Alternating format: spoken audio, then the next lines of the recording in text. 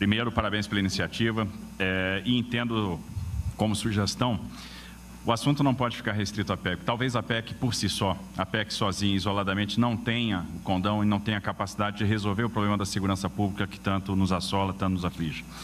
Existem outros problemas que estão conjugados, correlatos, e talvez a gente pudesse dar, a partir dessa reunião, um primeiro grande passo de estabelecer aí um grupo de trabalho e formular uma série de propostas que vêm em complemento e podem nos ajudar.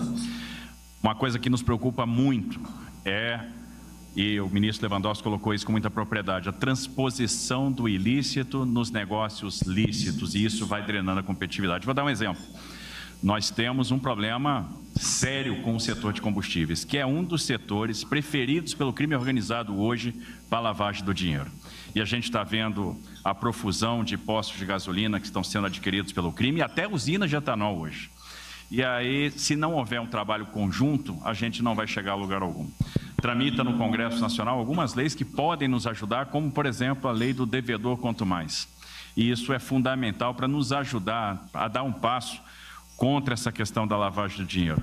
Eu tenho certeza que se houvesse uma coordenação melhor daquilo que o COAF produz, com os GAECos nos estados, com as polícias, a gente poderia agir com mais oportunidade. Então, esse é um ponto fundamental. O Ministério Público tem nos ajudado muito no combate às organizações criminosas nos estados, mas às vezes falta o insumo, falta mais acesso às informações que são produzidas, por exemplo, pelo COAF. E aí, a inteligência, o follow the money é o que vai nos garantir, eventualmente, ter mais sucesso.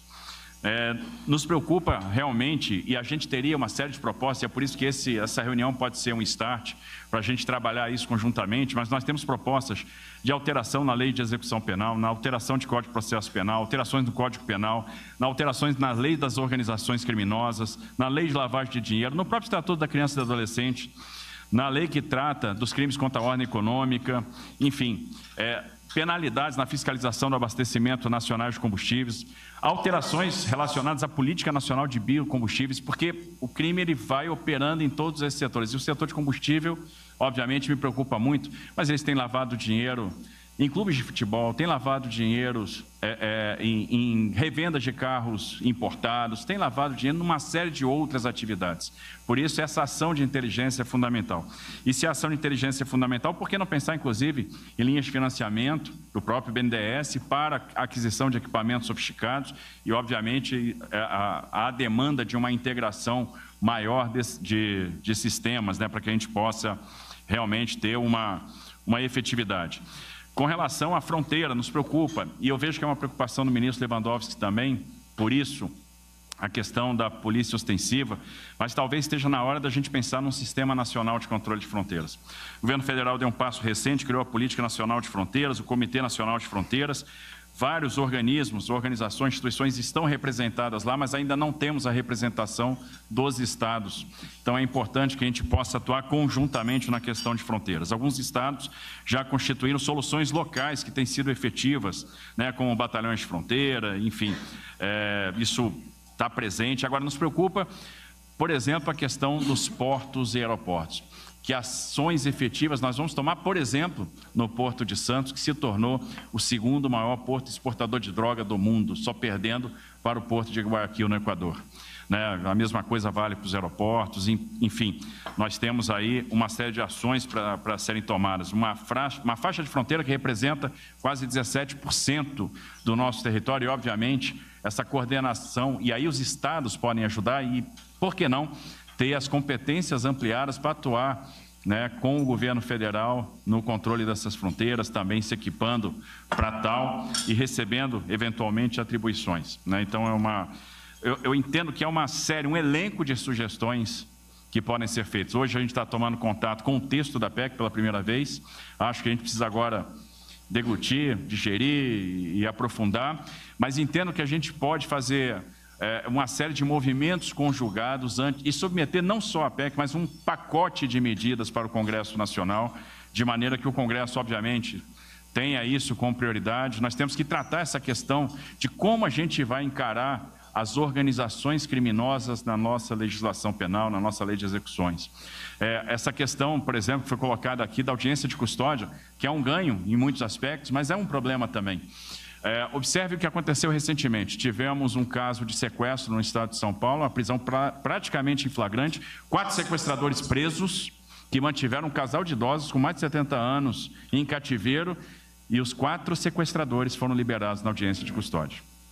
Isso é real, isso aconteceu agora. Semana passada, prendemos um criminoso com 850 quilos de cocaína aproximadamente. Não são 40 gramas, nem 50, 850 quilos de cocaína.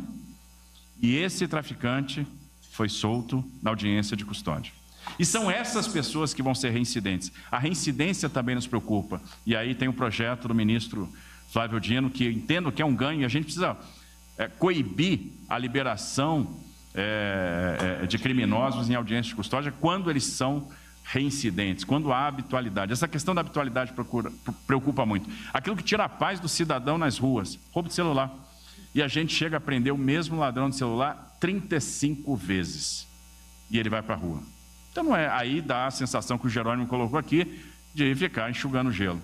E eu entendo que não dá para tratar a questão da segurança pública de forma isolada. Eu acho que nós temos que mandar um grande pacote, tratar essas questões que já estão lá, olhar com atenção o setor de combustíveis. É muito fácil se obter um regime especial tributário para o setor de combustíveis. É muito fácil. E, normalmente, esses regimes especiais são para empresas de fachada que operam na ilegalidade e vão servir ao tráfico de drogas, vão servir ao crime organizado, que lava esse dinheiro por meio do... Recentemente, tivemos que caçar uma decisão que albergava uma dessas empresas no STJ. E ela lesou aí alguns estados da federação em alguns bilhões de reais. A gente faz muitos movimentos via Confaz para impedir que esses regimes aconteçam. E a lei do devedor quanto mais é fundamental, ela tem que sair, é fundamental para que a gente possa fazer esse combate.